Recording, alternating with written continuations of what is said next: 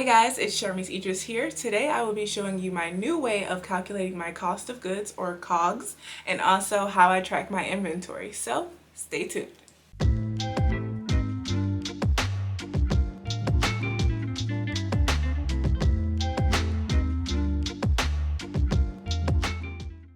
So if you're new to my channel, I am the owner of Charmed Bath & Body, and here on my channel I do give you the business side of selling soap and cosmetics. So what you need to put on your labels to make them FDA compliant, tips and tricks about Etsy, and then I also do the creative side where I give you recipes for soap, sugar scrubs, body butter, so on and so forth. But today we are talking about cost of goods and tracking inventory, and I actually partnered up with Inventora to bring you this video today. And for a while now, I have been looking for an inventory system that is not overwhelming, but also does everything that I need it to do. And I'm so glad I finally found one, because with Inventora, and I will hop into my computer in a second just to show you guys exactly what I mean. But with Inventora, I am able to figure out my cost of goods, track all my materials, my products, and now I can even integrate my Etsy shop, Shopify, and if I had a Wix, I could do Wix as well. So I'm amazed by it. So let's just go ahead and go into my computer so I can show you exactly how I do my cost of goods and how I track my inventory. So the first thing we're going to look at is their actual website, and of course we're going to the price and plans page because I mean, of course you want to know. So the first plan is completely free, and you can track your materials, your products, and cost of goods calculation.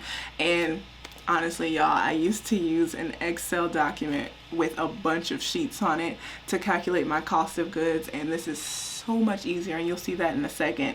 And so this is basically the tab that we're going over today, but I do have the business plan now where I can integrate my Shopify, Etsy, Wix, and Square store, and I'll show you that as well. But we're going to focus on the hobby tab today. All right, let's go over here. And so the first thing I need to do is add a material, because I am doing my cocoa butter soap today, and it's going to be unscented, just to keep it nice and simple. And speaking of nice and simple, I do love that this interface is beginner friendly. It is clean, free of clutter, and I have enough clutter in the shop, so I'm glad that when I sit down to my computer I can see something nice and clean and sleek, if you will. So let's go ahead and add my cocoa butter here, because I do not have it on this list, I don't think. Nope. So I'm going to add my material, and this is deodorized, and I like to keep them separated because I do use both for different things. And this was sourced from a supplier because I did not make that. My current stock level, let's say 17 ounces. And you can change your unit of measurement here. I do like to keep it in ounces for weight. My minimum stock level, I like to keep a minimum of 16 ounces. My cost per ounce, and you would find this from their website, and mine is 88 cents per ounce. And if you don't know how to calculate, they do have this handy tool here to help you with that. Your supplier, if you don't already have it listed, because these suppliers that I have here were all created by me. So if I was getting it from somewhere else, I would just create that. But mine is down here. It is Nature's Garden. And then my category is essential ingredients, because that's just a category that I came up with.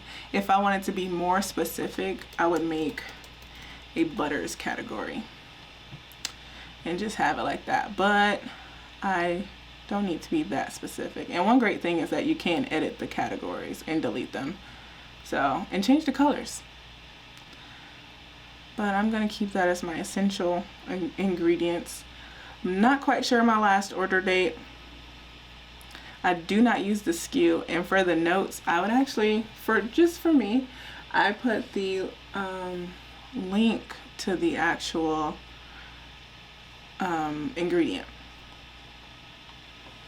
because I saw somebody else do it and I liked that idea, so I stole it.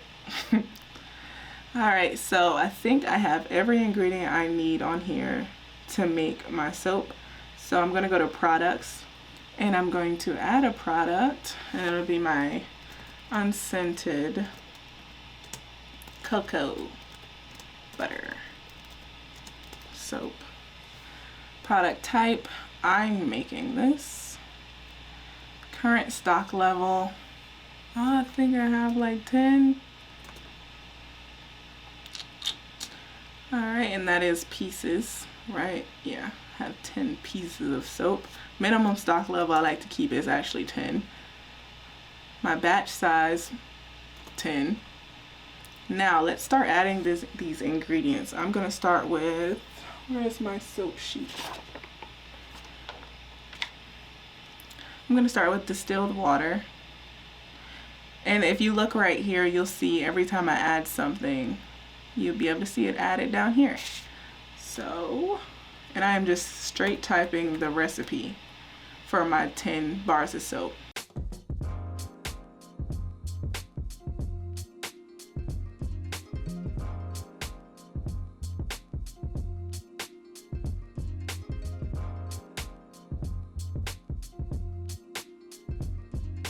Alright, so this is the recipe for just a nice bare bar of soap for 82 cents a bar. And you see how easy that was calculated. Now I actually like to add everything. So if I was selling it in a soap box, I already added soap boxes to my materials tab, just like I did the cocoa butter earlier. So I get to add it here, and I would actually change this to 10 because it's 10 bars of soap. So 10 different boxes. And then I think I have one for labels. I do. 10 labels again. And so now I can see the total cost per bar is $1.44. And my category is soap. My SKU, let's just come up with something. Charmed Bath and Body, unscented cocoa butter.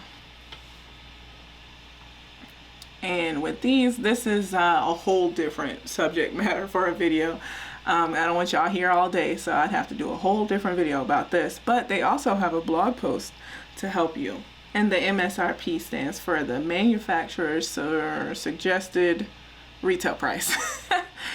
So I'm gonna say that I sell them for $5 and I wholesale for $2.50, which may not be the smartest because that's my cost per bar, but we're just gonna put that for right now and save. Did you already make these products? Yes, I already made them. And adjusted material levels? No, please adjust stock levels for me.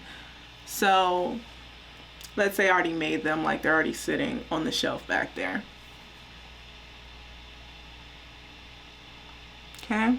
And so you'll see that this came up as red, and that is because my minimum level that I like to keep is 10 pieces of soap, so 10 bars of soap, and my stock level is only 10 bars of soap. So that means I need to make some soap. And I love that it turns red to let me know that. So like, just say for instance, my rose clay soap, my minimum level I like to keep of this is 12 because I make it in a 12 bar mold. And I only have 16 pieces. It's not red yet because I'm above the minimum, but let's say that I only have 5. Like I went back there, I counted, something happened, 11 went missing. I'm gonna set that instead of add it. I'm gonna set it and audit. And you can put the reason for the difference. I don't know, miscount. And now you see that that's red as well. And then this will come up saying that it's been updated. I'm gonna undo it because I have more than that. All right, so you see that there. And just to make it quick, we're going to do a production of the soap. You can go to this tab and do a new production run, or we can go here and create a production run. Because I'm doing the unscented soap, it's just a little quicker because it'll already have the name of the soap and other information on there. So let's say I'm making inventory to stock because I only have 10 pieces. I'm going to make another 10 pieces. And that's due by tomorrow.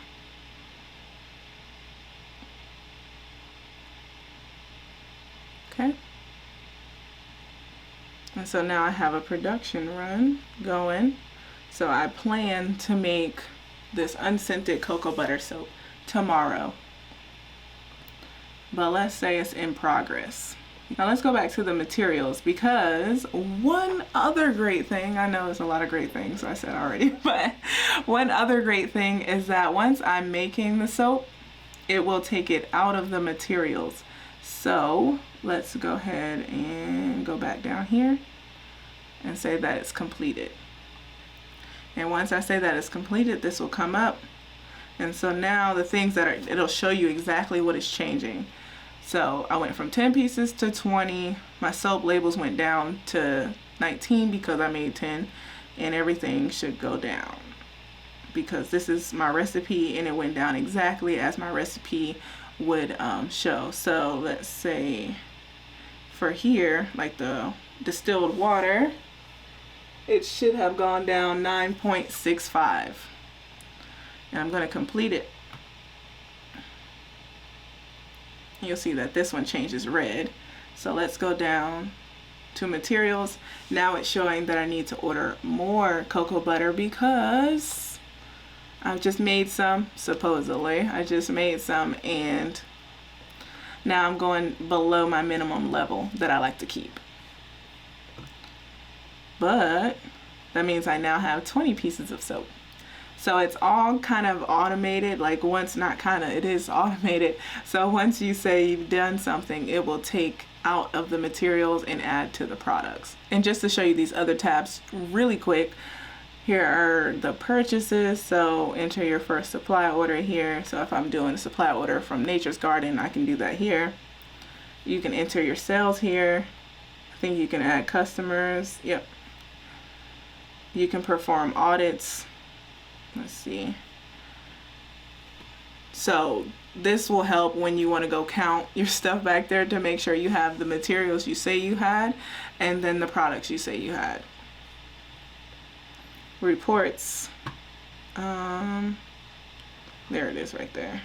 So this is the value of my inventory right now, and this page does come in handy when it comes to taxes. And then if I went to my settings here, I can also connect my shops as well, like I showed you earlier. Thank you guys so much for tuning into this video. And if you do end up trying out Inventora, make sure you tell me down in the comments below. And the last thing I want to do is shout out my patrons over on Patreon. Make sure you check out their links in the description below. And if there are any other types of videos you'd like to see, business or creative wise, make sure you let me know because I am always looking for new ideas. So, all right guys, bye. How I track my inventory, so stay tuned. That's the one.